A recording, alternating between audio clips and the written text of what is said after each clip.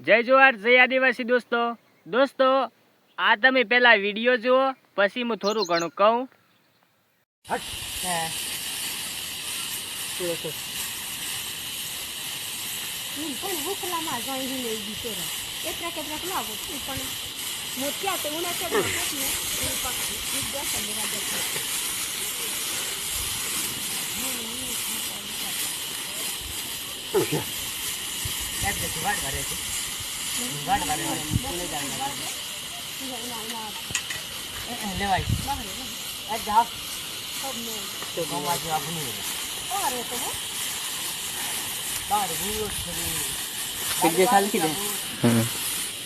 મારું નામ છે પરમાર અંબાભાઈ ધર્માભાઈ. હું બારા ગામનો વતની છું. બારા ગામના મરફળિયામાં અમે રહીએ છીએ અને અમારા બારા ગામના મરફળિયામાં રસ્તો ના હોવાના કારણે અમારે ઘઉં આ બળદો દ્વારા પીસીને લેવા પડે છે. તમે જોઈ શકો છો કે આ રીતે અમારે જો આ દાંતરડું છે, આ દાંતરડા દ્વારા ઘઉં કાપીને અમે ઘઉંને કાપીને બળદોના પગ નીચે નાખીએ છીએ અને આવી રીતે પૂળીઓ ફેંદીને અમે ઘઉંને પીસીને અમને કમસે કમ 3 થી 4 દાડા લાગે છે અને 3-4 દાડા અમે ઘઉંને બળદો દ્વારા પીસીએ છીએ અને અમે પછી જો વાયરો વાગે તો અમે ઘઉંને ઉડાડીએ છીએ અને વાયરો જો ના વાગે તો અમને કમસે કમ 10 થી 15 દિવસ પણ લાગે છે.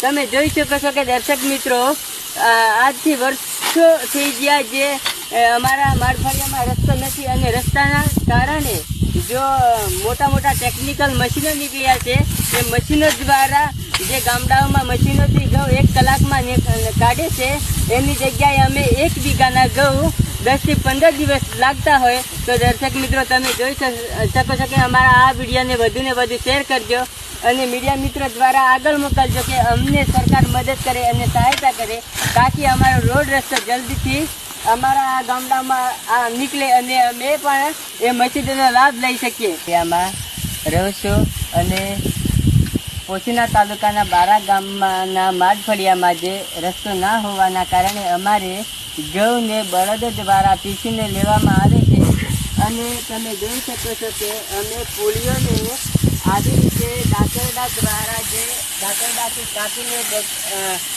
જે બળદોના પગ નીચે નાખીએ છીએ અને જે બળદોના પગ નીચે નાખીને અમે પીસીએ છીએ.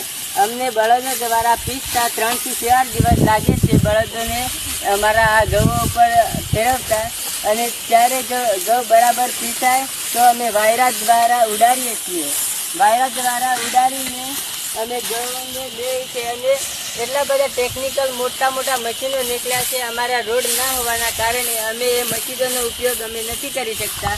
તો અમારે સરકારને નમ્ર વિનંતી છે કે જે ટેકનિકલ મશીનો રોડ ના હોવાના કારણે નથી આવી શકતા તો સરકારને અમારે એટલું જાણ કરવું છે કે અમારે જો રસ્તો કરી આપો તો અમે પણ એ ટેકનિકલ મશીનો દ્વારા જે ઘઉં અમે 10 થી 15 દિવસમાં લઈએ છીએ એ ઘઉં અમે કલાકમાં લઈ શકીએ છીએ.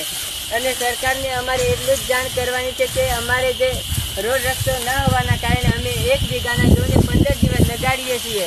તો સરકાર સાહેબશ્રીઓને અમારે નમ્ર વિનંતી છે કે તમે અમારી આ અરજી અને માગણીઓને લાગણીઓને સમજી વિચારીને તમે અમારા માટે આટલું કામ કરજો. ધન્યવાદ. નમસ્કાર મિત્રો, તમે જોઈ શકો છો કે અમે માળફળિયાના લોકો આવી રીતે બળદ દ્વારા ઘઉં પીસીને આવી રીતે હાથ પંખાથી અમે ઘઉંને આખો દિવસ ઉડાડીએ છીએ.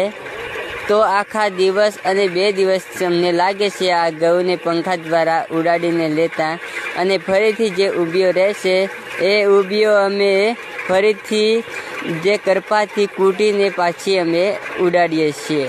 ધન્યવાદ.